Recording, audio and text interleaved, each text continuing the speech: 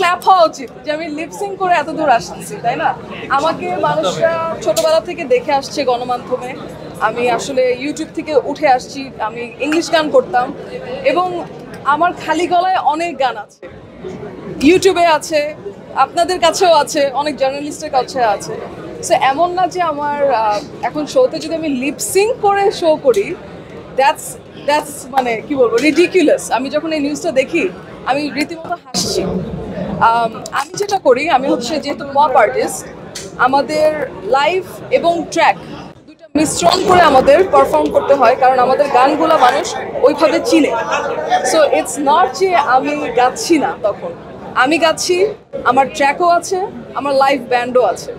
So এটা একটু আস্তে আস্তে মানুষের বুঝতে হবে, আই গেস। এখনও মানুষরা হয়তো বা জিনিসটা জানে না, যেহেতু ব্যান্ড দেখা হয় বেশি।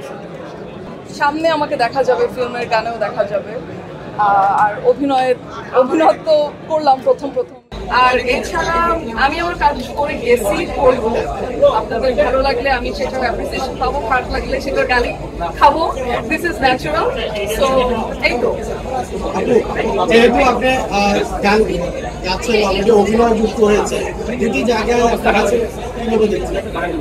অভিনয় এই তো প্রথম করলাম, আমার অ্যাপ্রিসিয়েশন পেয়েছি অনেক আমার অ্যাক্টিভিটির। সো আমার কাছে মনে হয় যে সেটা আমাকে ইন্সপায়ার করেছে আরো কিছু কাজ করা। হোপফুলি আমাকে সামনে আনতে হবে।